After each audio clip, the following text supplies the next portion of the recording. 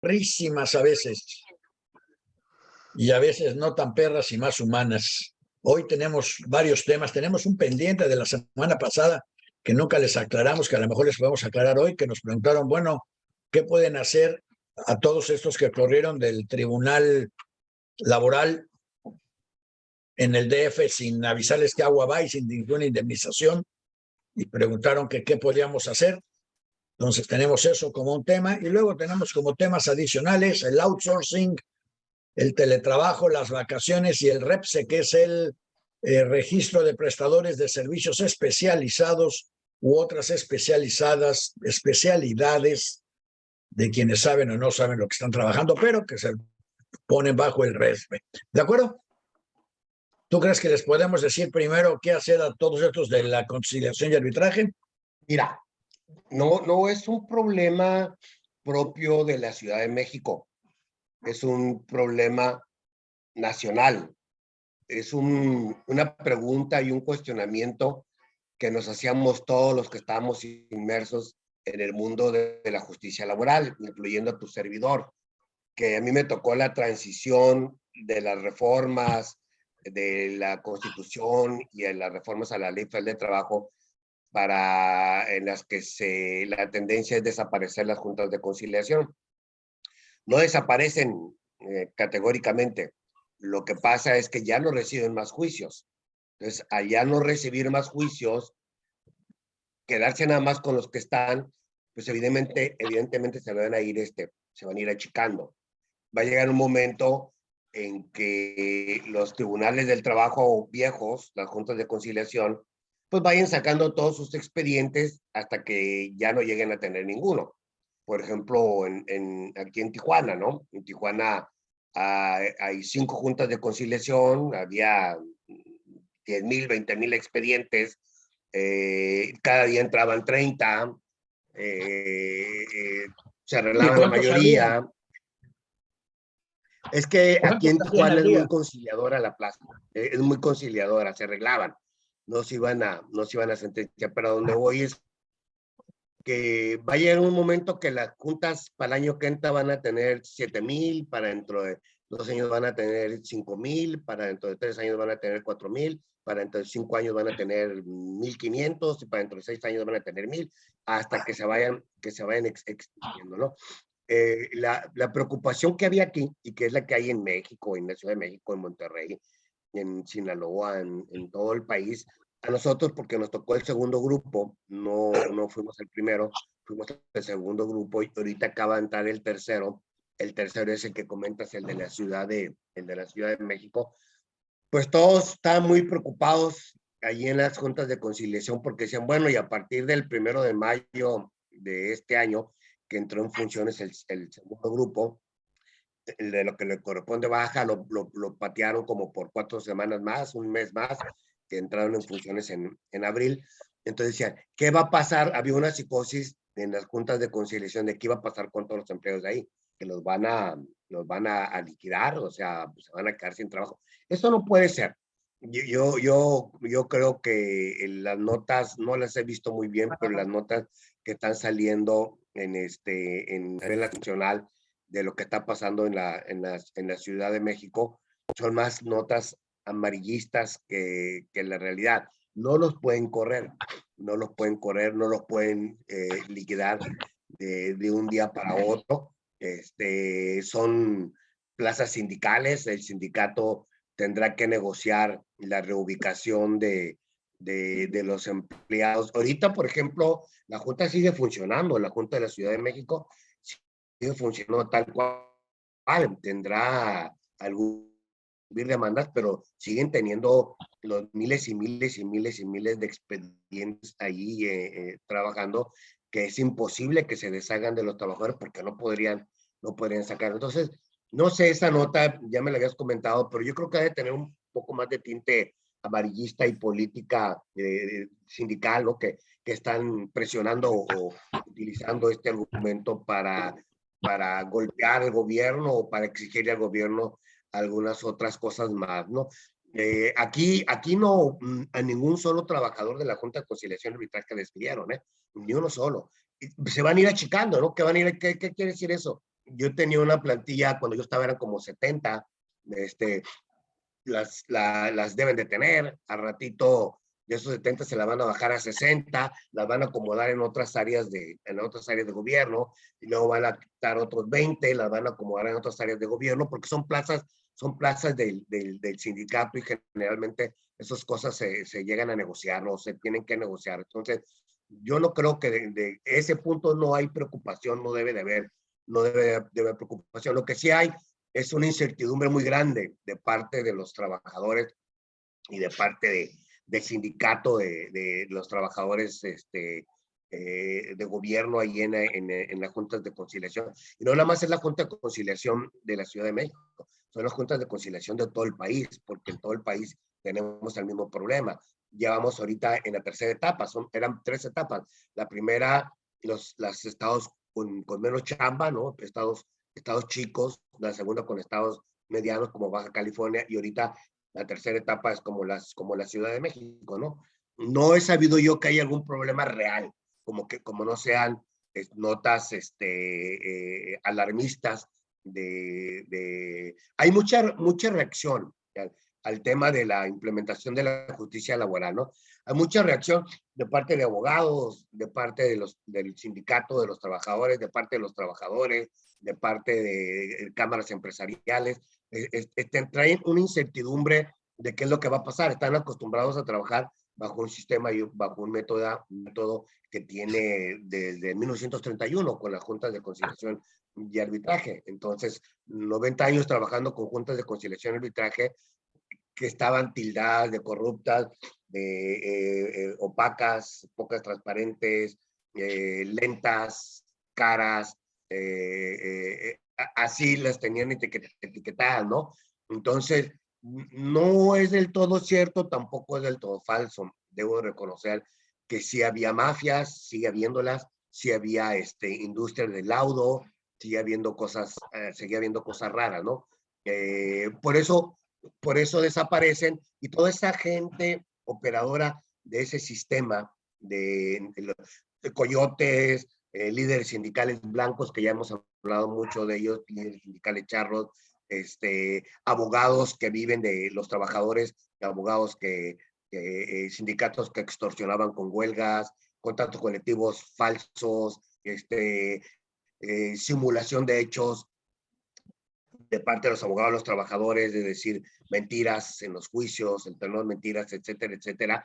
Bueno, acostumbrados a ese esquema, y de repente los cambian, protestan. O sea, yo he leído artículos de abogados de México, en la Ciudad de México, aquí, en toda la República, en donde hacen críticas al nuevo sistema, ¿no? Críticas en cuanto a su funcionamiento. Pero son críticas, en mi opinión, ociosas. Yo creo que merece el beneficio de la duda, y más que el beneficio de la duda es, yo estoy seguro que va a funcionar, estoy seguro que está funcionando, estoy seguro que va a haber una etapa de transición para que esto lo veamos como lo debemos de ver. La ley de amparo tiene 200, 300 años de existencia y sigue evolucionando, lo mismo el Código Civil, el Código Penal, que se reformó hace 10 años, que entró el nuevo sistema de justicia penal, también recibió muchas críticas en un principio. Sin embargo, ahí se van ajustando. Lo mismo va a pasar con lo laboral. Hay problemas, va a haber una etapa de acoplamiento, hay muchas incertidumbres. Los jueces, la verdad, no tienen experiencia, los abogados tampoco tienen experiencia. La ley tiene muchos recovecos, muchas partes oscuras que se tienen que ir perfeccionando poco a poco, ¿no? La idea era que bajo el sistema anterior un juicio tardaba 10 años, 5 años. Tú y yo conocemos de un asunto laboral que tiene Llevamos 10 años. Y no vemos para cuándo. Ese tema que tú conoces, para que no pasen ese tipo de cosas, por lo que se reformó la Ley Federal de Trabajo. Muy grave, tanto para el trabajador, para que haya certidumbre, como para la empresa. Digo, afortunadamente ya se quitó los salarios caídos, ahora están topados, pero se convertían antes del 2012 en unas bolas de nieve para las empresas que eran muy perjudiciales. Entonces, por todo ello, se optó por cambiar esto.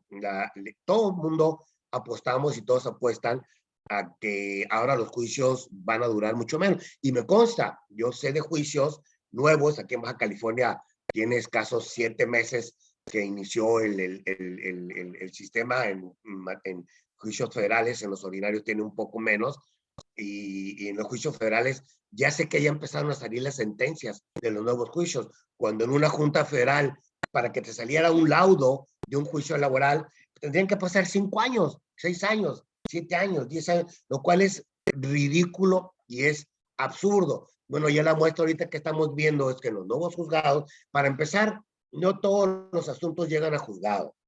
Yo les platicaba, cuando tu servidor estaba de presidente de la Junta, nos entraban 30 demandas diarias, casi 1000 al mes, ¿no? En 2 meses, 2000, 3 meses, 2000, 5000, 6000, 7000, 10000 demandas en el año, ¿no? Afortunadamente, el margen de negociación es muy grande. A nivel nacional no es muy grande el margen, no era muy grande el margen de negociación. Entonces, modifican la estructura de la justicia laboral y le dan un énfasis muy importante a la conciliación y que quieren que esas 1000 demandas que entraban al mes, por ejemplo, aquí en Baja California, se arreglen el 70%, se arreglen 700 y que nada más 300 pasen pasen a juicio. Yo no sé qué está pasando, Daniel, pero yo preguntaba a un secretario instructor de los juzgados laborales aquí en Baja California, de abril para acá, que es cuando empezó mayo, junio, julio, agosto, septiembre, 6 meses, ¿cuántas demandas te han llegado? 800, 900, apenas van 1000, apenas van 1000. ¿Y qué quiere decir con todos los otros? Pues están en el centro de conciliación, ahí están dando vueltas, y es un gran filtro que no va a permitir que los juicios o los litigios o los problemas pasen a tribunal y que se resuelve mejor en la fase conciliatoria. Como en Estados Unidos, ya ves que en Estados Unidos todo tratan, todo, no te oyes, no te oyes. Sí, ¿qué cambió en la fase conciliatoria? ¿Mandé?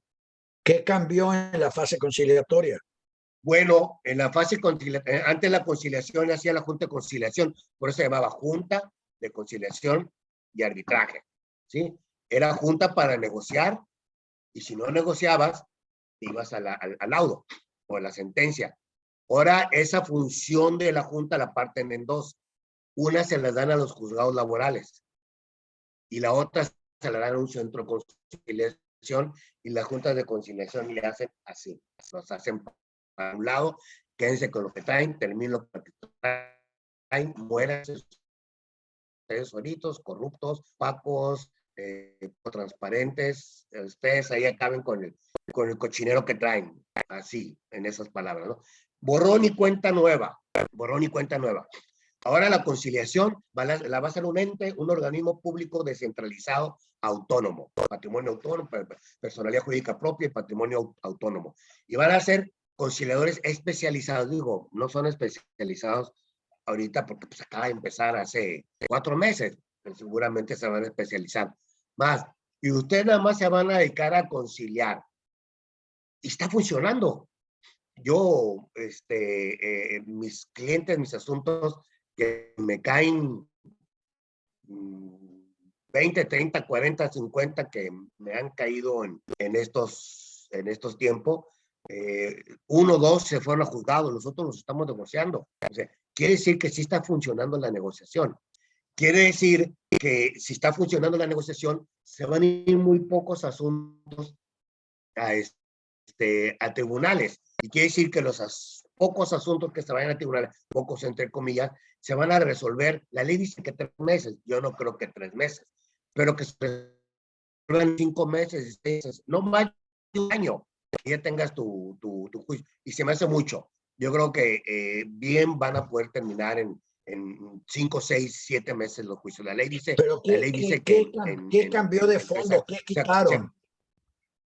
¿Qué fue lo que modificaron que ahora quiere negociar y antes no? ¿Por qué antes no quería negociar? ¿Cuál era? Mira, ¿Qué les daban? ¿Era un abono por no negociar? No, era un negocio, Daniel, un negocio para los abogados, un negocio para los abogados. Por eso la nueva ley prohíbe que los abogados vayan a negociar directamente con los patrones. No, dice, tiene que estar aquí sentado el trabajador para negociar directamente con el patrón. Tu abogado, en un principio ni siquiera los dejaban entrar. Ahorita ya los dejan entrar, pero no los dejan ni hablar, para que el abogado no se meta y permita que la autoridad haga su función. Hay una cosa, yo tengo un artículo muy interesante que se llama Los juicios laborales, torneos de mentiras. Y esa es mi tesis, y no nomás laborales, sino en materia civil y en cualquier otra materia. Muy interesante mi tesis de juicios laborales, torneos de mentiras. Y todos los juicios, no nomás laborales, civiles, pero estamos hablando de laboral. Podemos comentar lo civil. Dice, en materia laboral, todo lo que dice el trabajador se tiene por cierto. Artículo 184 de la ley. Siempre que exista controversia en cuanto a las condiciones de trabajo, el patrón tiene la carga de la prueba. Daniel, si tú tienes un trabajador aquí en México y si el trabajador dice, yo ganaba 100,000 pesos diarios, se tiene por cierto, y tú, patrón, tienes que comprobar lo contrario. Si el trabajador dice, yo trabajaba 15 horas diarias, se tiene por cierto, si tú lo controviertes y tú tienes la carga de la prueba, probar lo contrario. Si el trabajador dice, tiene 3 meses sin pagarme el salario, se tiene por cierto, y tú tienes la carga de la prueba que quitar que sí le probaste.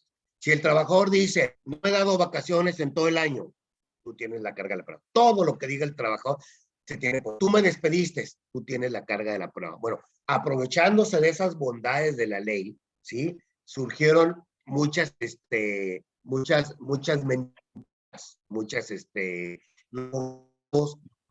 cuando el trabajador va con un abogado de trabajo y se sienta a platicar con él, dice, vamos a hacer la demanda. A ver, dime, ¿en dónde trabajabas? En Timex SAS. ¿Cuánto ganabas? No, ganaba 2,000 pesos diarios. Vamos a ganar que ganabas, vamos a decir que ganabas 50. Al cabo el trabajador tiene, el patrón tiene la carga de la prueba. ¿Qué horario tenías? No, pues tenía mis 8 horas de mi jornada de 8 horas. Vamos a decir que tenías 15 horas, al cabo el patrón tiene la carga de la prueba y si no lo acredita te va a pagar horas extras. Y a ver, ahora dime qué pasó. No, pues fíjate que pues fui y discutí con el patrón, estábamos inconformes y me dijo el patrón, oye, pues así son las cosas, ¿no? Regrésate a trabajar y cuídate y mejora bien la cosa. Y la está regando y lo regañó y me regañó. Dice, y yo ya no estoy a gusto, pero no lo despidió. Vamos a decir que te despidió. Al cabo él tiene la carga de la prueba, ¿sí? Entonces, el problema es, el tema es de que mediante estos esquemas se hacían unos guiones donde todo era mentira, y el patrón tenía que contestar para contrarrestar esas mentiras, y muchas de las veces no tenía elementos para probar y se te veía la necesidad de también de echar mentiras. Entonces, en los juicios laborales se convierten en torneos de mentiras y lo gana quien siempre echa la mejor mentira. Ese es el que gana el juicio laboral, ¿no? Son los torneos de mentiras. Y no nada más es en tema laboral, es en tema civil. En tema civil, cuando tú entras a trabajar en un despacho, lo primero que te enseñan es a leccionar a los testigos. Antes de que el testigo vaya a declarar, tú te sientas con el testigo y le dices al testigo qué es lo que tiene que declarar. O si te llevan un asunto de un contrato de arrendamiento y en el contrato de arrendamiento te quieren sacar porque no pagaste la renta, van contigo y te dicen, es que licenciado, yo quiero estar ahí el más tiempo posible y si es posible sin pagar renta. Entonces, el abogado está entrenado para echar mentiras y para alargar el juicio y no pagar lo que debe. O tú prestas dinero y quieres ir a cobrarlo y a la hora de cobrarlo demandas y al contestar la demanda echan una bola de mentiras para postergar el pago o para no pagar. No sé si estés de acuerdo conmigo o si alguna vez has tenido acceso con este tipo de injusticias y este tipo de mentiras. Lo que hace... En el caso que tenemos en común, conocemos que todo lo que dijo el empleador era mentira, era exactamente al revés. Así es. Y que jamás se imaginó que el empleado pudiera demostrar que todo lo que estaba diciendo era mentira. Lo que pasa es que hay un aspecto técnico que no me gustaría tocarlo. En este caso, nosotros, el trabajador demandó la rescisión porque la estaban tratando mal, porque no le pagaban, entonces el trabajador tiene la carga de la prueba. Pero si hubiéramos demandado despido, el patrón tendría toda la carga de la prueba, nomás que no entran los 20 años. Y al no entrar los 20 años, el laudo se hace chiquitito. Entonces preferimos mejor arrojarnos la carga de la prueba, demostrarlo y tener acceso a los 20 días. Pero no es en eso el tema. El tema estamos hablando de la transición de la justicia vieja a la justicia nueva, y la justicia nueva lo que hay. Ahora, inclusive, esas mentiras que estamos diciendo, la Corte las estuvo advirtiendo y decía, incluyó un tema que le llama la primacía de la realidad, y que está influida por las sentencias de la Suprema Corte que hablan de la verosimilitud o inverosimilitud. Había trabajadores que demandaban, decían que trabajaban 16 horas diarias, ¿sí? Y la Corte, cuando analiza, dice, esto que estás diciendo no es cierto, porque nadie puede trabajar 16 horas diarias sin descansar. Quiere decir que trabajas 16 horas al día. Una hora en que llegas a trabajar, otra hora en que llegas a trabajar, ahí estás hablando de 18 horas. Otra hora que te sientas a comer, otra media hora para desayunar y otra hora de cenar, otras 2 horas, estás hablando de 20 horas, ¿sí? Otra media hora para que te bañes, estás hablando de 22 horas. No quiere decir que puedas dormir 2 horas al día. Entonces, lo que tú estás diciendo es falso. Bueno, soy tan falso como lo estoy diciendo yo ahorita, pero el absurdo de la ley era antes que si el patrón no contestaba la demanda o no probaba lo contrario, que tenía por cierto lo que decía el trabajador. Entonces, la Corte evolucionó y tomó en consideración un raciocinio muy interesante que se llama la inverosimilitud o la verosimilitud. Por ejemplo, yo conocí un asunto en Sinaloa en donde el trabajador argumentaba que ganaba 100,000 pesos diarios y eran 2 hermanos, 200,000 pesos diarios. El asunto lo llevaron, no contestaron la demanda. Pues la Junta condenó a 100,000 pesos diarios, lo cual es una aberración. Ya salen los criterios de la Corte y dicen que no es lógico que una persona gane 100,000 pesos diarios. Yo, de hecho, me puse a estudiar y a ver cuánto ganaba un ministro de la Corte, cuánto ganaba Obama, cuánto ganaba el peje, pues ya sabe que él dice que gana 200 pesos y que está renunciando. Ese señor no hay que creerle nada, ¿no? Ese es puro show, pura mentira, pura afirmaciones populistas, ¿no? Pero cuánto ganaba Obama, cuánto ganaba un ministro de Estados Unidos, cuánto ganaba un jefe de alta. Digo, entonces es inverosímil, es poco creíble. Es que además al ganar, si tú a lo mejor este señor sí está diciendo la verdad, nada más que no está incluyendo cuánto cuesta la renta de Palacio Nacional, cuánto cuesta el mantenimiento de Palacio Nacional, cuánto cuestan las comidas de Palacio Nacional, cuánto cuesta traer invitados a Palacio Nacional, cuánto cuesta el servicio, las sirvientas militares y de los colores que tiene Palacio Nacional, cuánto cuesta la ropa que le llevan, cuánto cuesta la gasolina, cuánto cuestan los automóviles. Si sumas todo el cuánto cuesta, a lo mejor sí dice, bueno, a mí en efectivo nada más me dan mi gasto.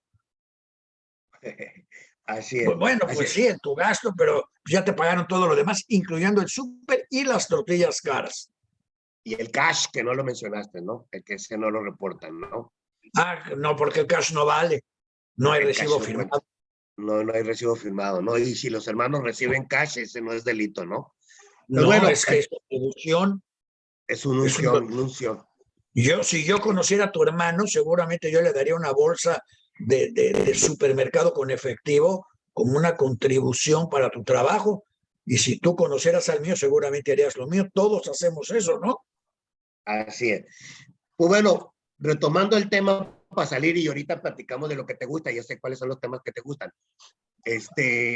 Por todo eso cambia y ahora la ley ya lo dice. Antes lo decía la Corte, pero lo dice la ley textualmente, ¿no? Que los jueces no deben tomar en consideración prestaciones o hechos que sean totalmente increíbles. Antes no lo decía.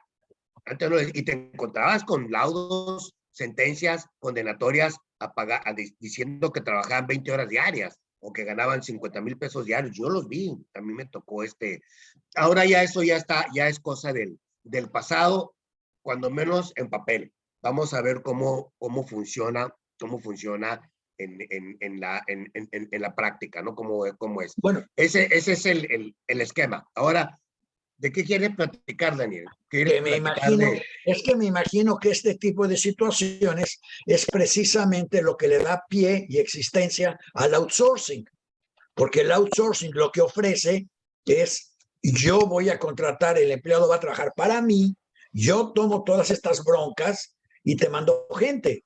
Si la gente no te sirve o no te gusta o no trabaja, me la mandas de regreso y te mando otra. Y si la gente sí te sirve, me pagas a mí y yo le pago a esta persona sueldo, prestaciones y todo lo demás, ¿correcto?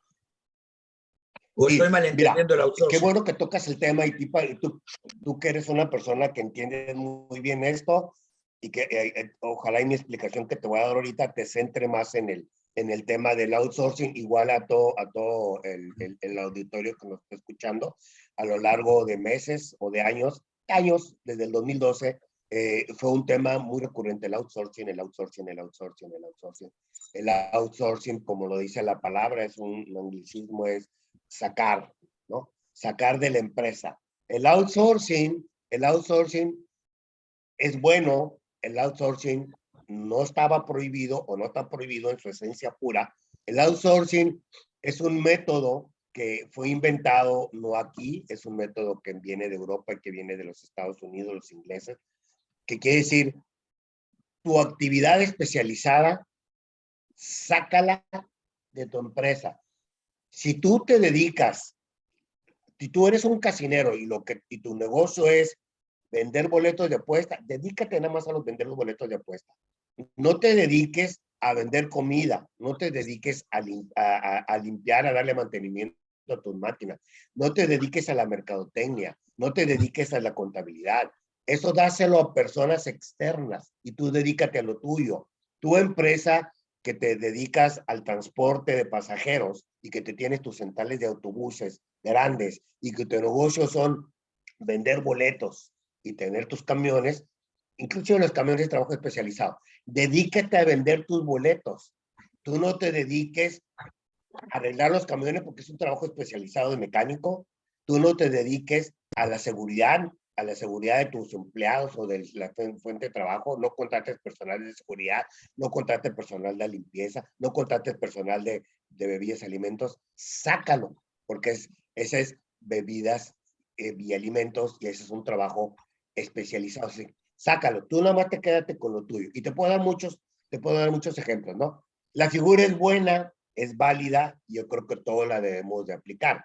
Ya tiene sus vicisitudes ahorita para hacerla, tiene sus requisitos con las reformas recientes que hubo a la Ley Federal de Trabajo, pero es sana y es buena, se debe de hacer y es recomendable. Pero, aquí viene el pero, los mexicanos, los abogados y los contadores somos muy pícaros, somos muy creativos y luego buscamos argumentos o fórmulas para darle la vuelta al pago de impuestos o de prestaciones.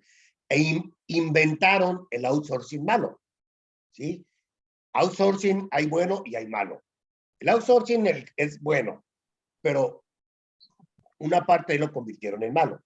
¿Y para qué lo hacen? Y te voy a explicar y te va a gustar el comentario y el ejemplo, Daniel. Sí. Empresa Hipódromo de Aguascalientes. ¿Qué te gusta que tenga una utilidad al año de 10 millones de dólares? Eso es un número.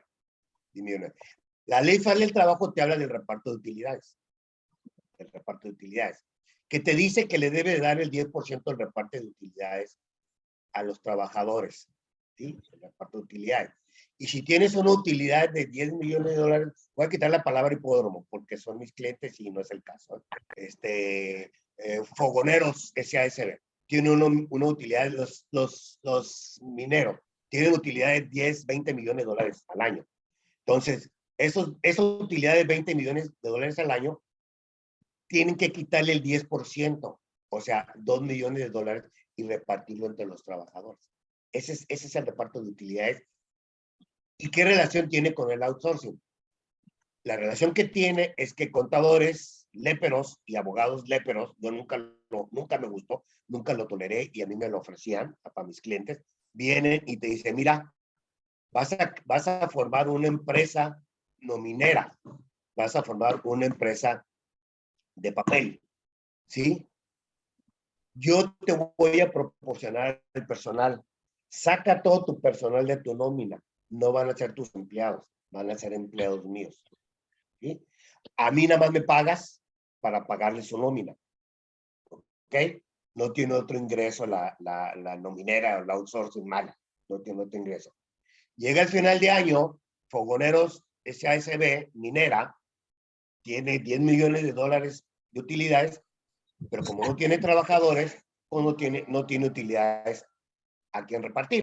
Y la nominera, la de papel, como ella nada más le pagan para pagar la nómina, son empresas de administradoras de nómina, de personal, como hoy nada más le pagan para eso, no tiene utilidades, entonces no tiene utilidades que repartir. ¿Me explico? Ese es el gran fraude, ese es el gran fraude a la ley. La otra fórmula que utilizaban era que contrataban un sindicato de esos de los que hemos platicado mucho, firmaban un contrato colectivo la nominera con el sindicato lo registraban con un salario mínimo y el grueso del salario se los daban a través del sindicato o por fuera y pagaban seguro social en base a un salario mínimo, Infonavit un salario mínimo, impuestos sobre el producto del trabajo en un salario mínimo. Un salario que no causa impuestos, pero un salario menor del que recibía. Entonces, fraude al seguro social, fraude al Infonavit, fraude al fisco y fraude al trabajador. Le dicen al trabajador con un salario mínimo cuando gana 40,000 pesos al mes, se incapacita el patrón. Un segundito, sí. Ah, no, ahorita termino, ¿no? Para que me espere, ¿no? Por favor. Espérame, ¿no? Tenemos todavía medio.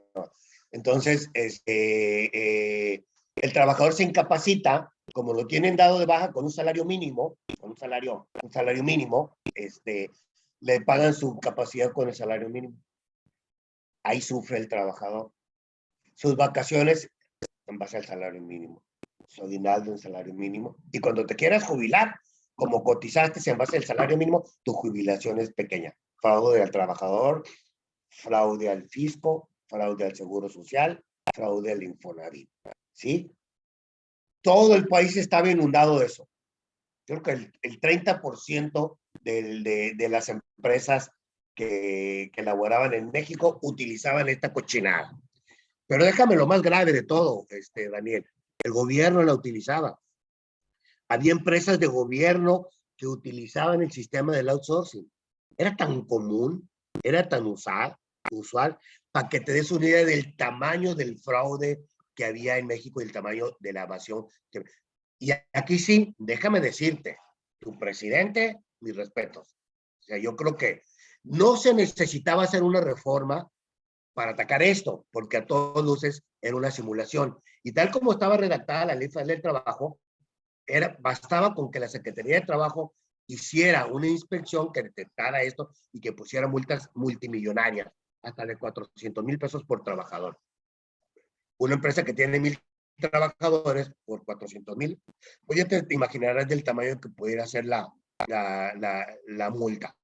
Este es un tema que ya lo venía trabajando desde Calderón. Calderón reformó la Ley Federal del Trabajo en el 2012 y trató de regular el outsourcing, pero lo dejó viva y la siguieron utilizando con la complacencia de los gobiernos.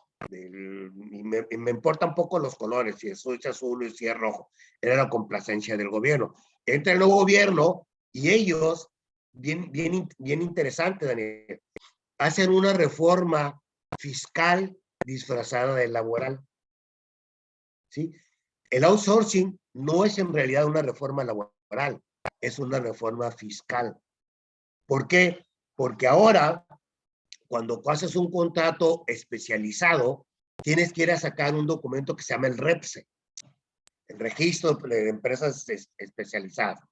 lo vas y sacas el permiso, pero para que te den el permiso, tienes que acreditar que estés al corriente en el pago de impuestos sobre la renta, el pago de seguro social y el pago de Infonavit y Fonacot. Y si no demuestras que estás al corriente, no te dan el permiso. Y si no te dan el permiso, tú trabajador especializado que pones vidrios, que hace trabajo de carpintería, que hace trabajo de bebidas y alimentos, que das trabajo de seguridad, das trabajo de administración de nómina, no, la empresa no te puede contratar porque no tienes ese permiso. Y si te contrata y te da una factura, ese trabajador especializado no la puedes deducir. Y aparte de eso, la empresa tiene la obligación periódicamente cada 3-4 meses de estar exigiéndole a su prestador de servicios que le demuestre que está al corriente en el pago de su impuesto sobre la renta, de su IVA, de impuestos especiales, Infonavit, seguro social. Fíjate qué inteligentes con una medida tan simple. ¿Qué es lo que tratan de hacer con esto? Lo que tratan de hacer es acabar con la economía informal. ¿Sí? Y que todo prestador de servicios que vaya a una empresa y que la empresa lo quiera contratar, que esté al corriente en todos sus impuestos y sus obligaciones para fiscales. Por otro lado, a los patrones, como no querían lo del outsourcing, que se modificara, porque como el 30% de los patrones utilizaban este fraude, y se iba a incrementar enormemente su costo, entonces entraron a una negociación con el gobierno. ¿Y sabes cuál fue la negociación, Daniel? La negociación fue el reparto de utilidades, lo toparon. Si tú recuerdas, hace unos pocos meses hubo una huelga en una empresa minera, creo que fue en Sonora, ¿sí? Por lo mismo, porque la empresa minera tiene millones y millones y millones de dólares de utilidad. Y ya había la reforma a la Ley Federal del Trabajo, que dice que cuando como tope se paga tanto mucho el 3 meses de salario como reparto de utilidad. Así que si tienes 100 millones de dólares de utilidad, ya no tienes que pagar el 10% de esos 10 millones, de 100 millones, para repartirlo en tus trabajadores, porque la ley ya lo topa a 3 meses de salario mínimo. Esa fue la negociación que se hizo entre las cámaras empresariales y se hizo entre las empresas y el gobierno para que las empresas no se opusieran a la reforma del outsourcing. No sé si me explique. Sí, nada más, discúlpame, a ver si me los entretienes un rato. Yo aquí me quedan unos 20 minutos para platicarlo. Entretenmelos un rato ahí, ¿no? ¿Qué tal? Está interesante, ¿no? A ver, sí, claro que sí, porque además... A ver, por último, Daniel, por último. Tú y yo somos muy críticos del gobierno. Yo he sido muy crítico. ¿Yo?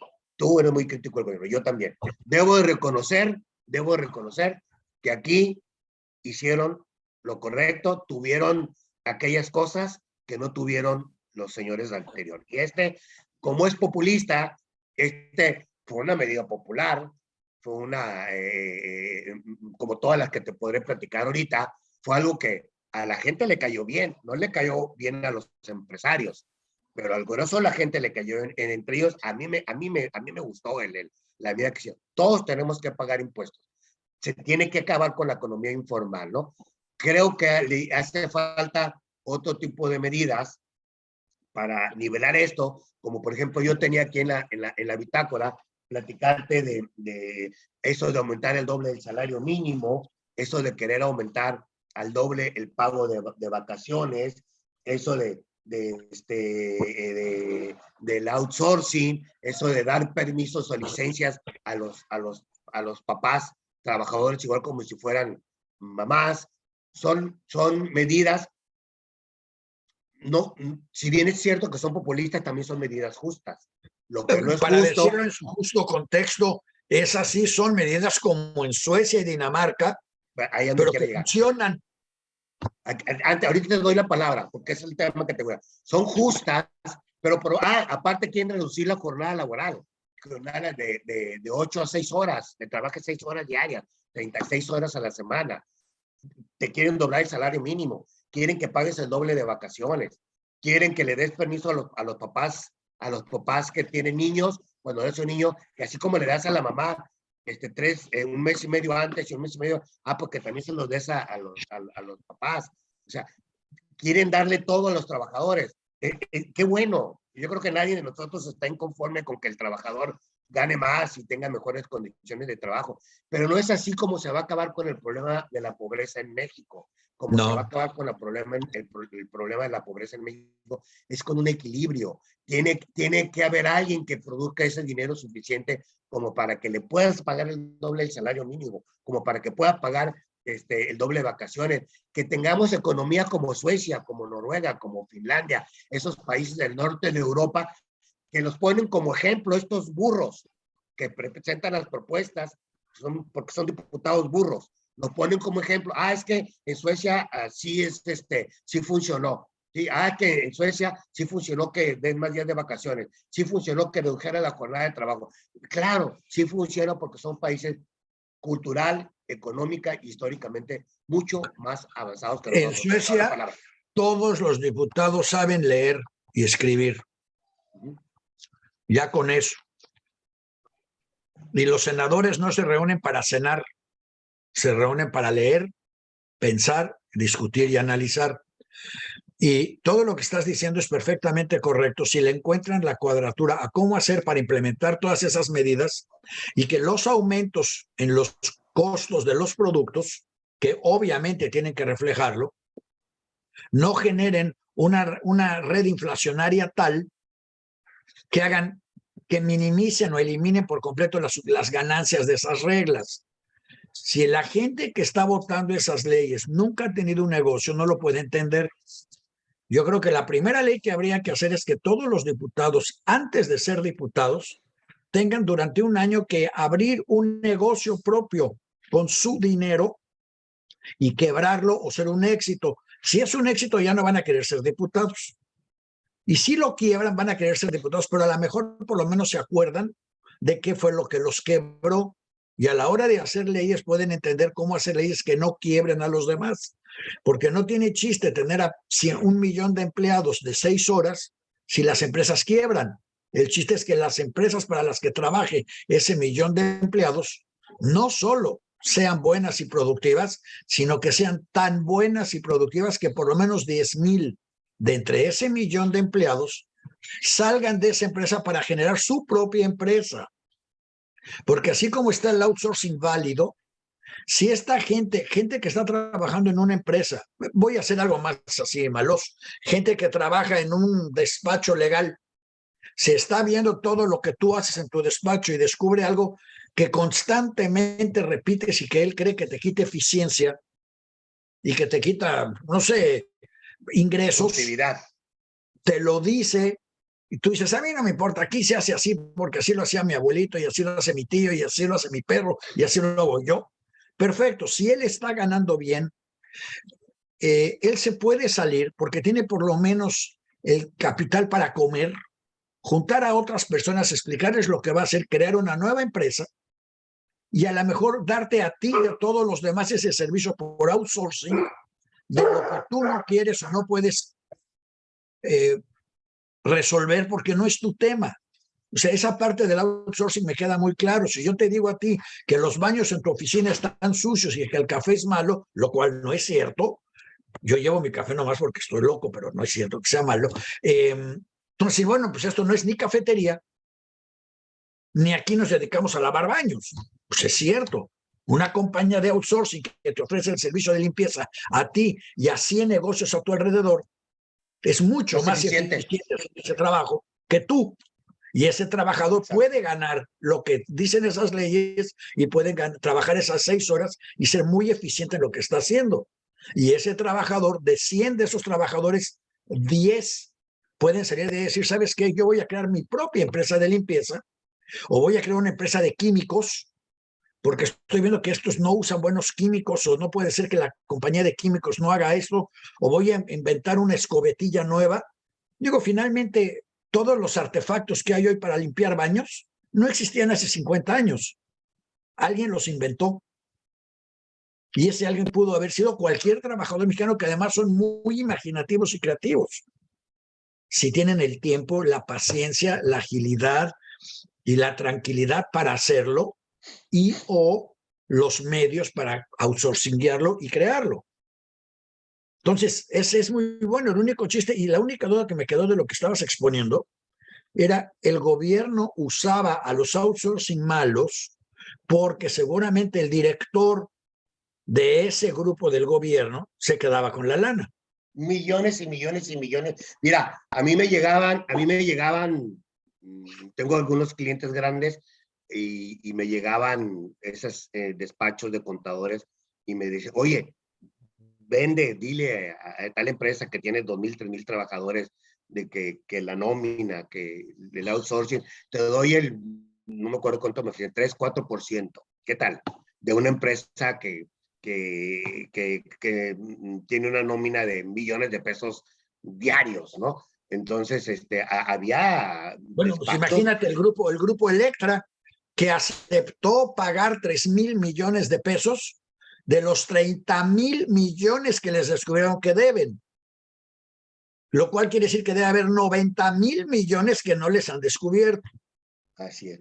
Y hay gente huyendo, ¿eh? Hay gente huyendo por esto del outsourcing. Hay gente que, pues este señor ya sabes que hace show, pues, al pueblo pan y circo, y ya escogió algún, pues, bueno, no lo dudo que sean unos pillos, ¿no?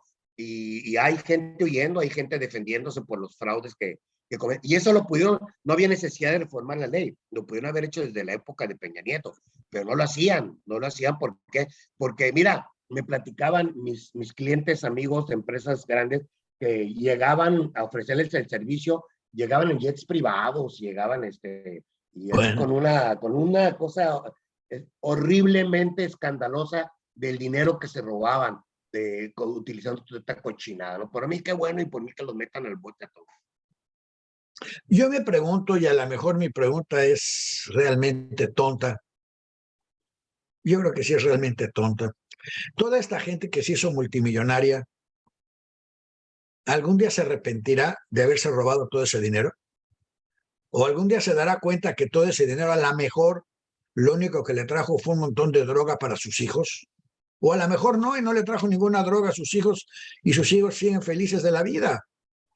Digo, no sé, por un lado quisiera creer que existe esa cosa de la justicia divina, ética, pero por el otro lado me parece que no existe y que con el otro diezmo hay quien calma su conciencia sin ningún problema, hasta sin el diezmo también, y dice, bueno, calmé mi conciencia y me ahorré los 2 diezmos. Sí, pues mira, yo creo que el país está plagado de ese tipo de millonarios que se hicieron millonarios también a base de fraudes y trinquetes, ¿no? No ¿Cómo todos, evitas no, eso? pero... ¿Pones una amnistía a todos los excorruptos y pena de muerte a los que aparezcan a partir de mañana? ¿Y cómo evitas que maten al que no es corrupto por haber chiflado que el otro sí era corrupto? Sí. O sea, ¿cuál es el fin cómo limpiamos este cochinero? No lo contestes hoy porque es un tema muy largo que a lo mejor estando en leyes lo tendremos que platicar en el futuro. Me gustaría que el otro día estaba escuchando yo un documental del agua, del problema mundial del agua. Y escuché yo cómo lo resolvió Israel, que tienen 6 desaladoras y que ahora exportan agua, producen más agua de la que consumen y le exportan el agua al bueno, time. Parte de lo que dices es cierto y parte no. Consumen más agua, tienen más agua de la que necesitan en esa zona, pero el Mar Muerto está en su punto más bajo de agua, porque no le están inyectando el agua que necesita porque se la están tomando al lado del Kinneret, se están tomando toda esa agua. El Mar Muerto está muy bajo y ya no pueden producir energía hidroeléctrica porque el agua está por debajo del nivel de las plantas de la generación de los motores de la hidroeléctrica. Creo que no lo que lo están haciendo para obligar a Jordania a firmar un tratado, porque la mitad es como tú decías, pues si la mitad es para Jordania y la mitad es para mí, pues vamos al reparto de utilidades con outsourcing. Y entonces el río que se queda sin agua, pues es el río Jordán. Pero sí, no se te olvide que hay por todos lados hay una producción de agua y consumo de agua. Israel realmente empezó esta revolución en el uso de agua por necesidad, porque todas las granjas colectivas, los kibutzim israelíes, los que realmente permitieron que se creara ese país, porque juntabas a 50, 100, 2000 familias en una colonia que tenía que vivir de lo que producía la colonia. Claro, pequeño subsidio gubernamental adicional a veces, pero todas vivían juntas, nadie era dueño de nada y o jalas junto o no jalas.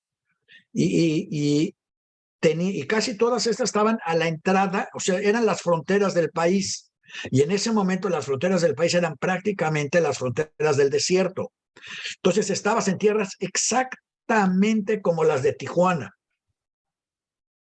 Y tenías que cultivar porque no había otras tierras para cultivar. Todas las tierras cultivables se las habían quedado los otros.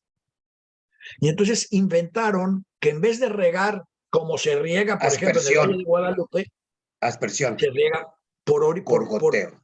Por goteo. A esa donde quería llegar. Sabes que sí sabes, no sé si sí le sabes. Pero no es solo la generación de agua desalinizada, es también el saber utilizarla correctamente. Así es. ¿Tú tienes idea? Bueno, sí, claro que tienes idea. El olor que hay en Tijuana, gracias a que las aguas negras van a dar directamente a las playas de Tijuana.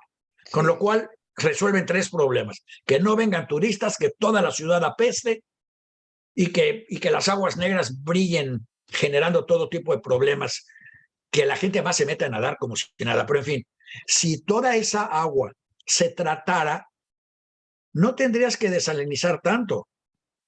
Sigues desalinizando, pero si trataras todas las aguas negras para cultivar y trataras todas las aguas grises, que son las que no vienen de drenajes si los separaras y trataras las aguas grises y las repurificaras y las aguas negras y las limpiaras, tu necesidad de desalinización seguiría estando ahí. Y hazlo, pero ya no tienes tanta necesidad de desalinización. Por lo menos bajaría a la mitad. Por consiguiente, tus costos son la mitad. Pero si no limpias tus aguas y las tiras al mar, si contaminas tu mar, ¿qué vas a en ese mar no puedes poner una desalinizadora. Porque ya están totalmente, además de todo, vas a tener que limpiar y descontaminar esas aguas, que para fortuna de México, se van hacia el norte y salen y contaminan las playas de Imperial Beach, donde todo el desarrollo de Imperial Beach está condenado, porque todos los días llega toda esa basura. Cuando yo vivía ahí, yo salía todos los días con una bolsa de basura a recoger lo que llegaba a la playa. Yo sabía que llegó esa noche porque la noche anterior estuve ahí como Santa Claus con mi bolsa negra. Había veces en que la bolsa se me rompía por el peso de lo que iba yo recogiendo. Jeringas, plastiquitos. Bolsas de papel, de plástico. Sí, bueno, lo que se te ocurra de basura y de drogas iba flotando para allá y todo llegaba desde los drenajes de Tijuana. Si limpias eso, yo siempre he pensado, cuando llueve, todo se va al río Tijuana. A veces ves hasta agua corriendo por el río Tijuana. Imagínate si le pusieran una compuerta y estuviera limpio el camino, claro. Y toda esa agua la pudieras usar, aunque fuera para regar jardines, los cuales no hay en Tijuana. Pero ya los podría haber porque ya habría agua. Hay un plan por ahí del señor que construyó City que quería convertir el río Tijuana en un atractivo turístico y llenarlo de agua. Como Venecia, ¿no? ¿Cómo decías? Como imagínate cuánto desperdicio, ya no solo de agua, sino de trabajos, de posibilidades, de salud, de belleza, algo que de veras no hiciera triste la frase "aquí empieza la patria", porque es horrible que cruzas y en cuanto te da el olor, pero salvaje el olor, te sale un letrerote que dice "aquí empieza la patria". Oye, no friegues, empuja el letrero tantito para allá, ¿no? Pero eso requiere de trabajo organizado que se podría hacer si le lográramos explicar a la gente que van a ganar más dinero si lo hacemos bien, en vez de seguir ganando dinero por hacerlo mal. Es más, creo que hoy en Tijuana, y ahí no vamos a meternos en ese tema, si quieres para la próxima vez, creo que hoy en Tijuana precisamente están discutiendo plantas desalinizadoras, un tren volante por arriba, porque ya no tienen tierra, ¿sabes? Hay que volarlo porque sale más caro. Y la planta fotovoltaica, hazme favor. Y todo regresa a la mesa, pero de eso no vamos a hablar hoy, porque yo veo que tú tienes allí gente que pacientemente está esperando escuchar tu sabiduría personal. Nosotros hablamos hoy de outsourcing, hablamos del REPSE, pero no hablamos del teletrabajo y las vacaciones, porque yo quise terminar con el tema de las juntas de conciliación y arbitraje, porque quienes nos escuchaban lo preguntaron. Entonces, dejamos para la próxima semana teletrabajo, vacaciones y, si quieres, todo el tema de tecnología para el bien y para el mal. Muy bien. Que para eso son las leyes perras, porque hay leyes que están prohibiendo desarrollar esa tecnología.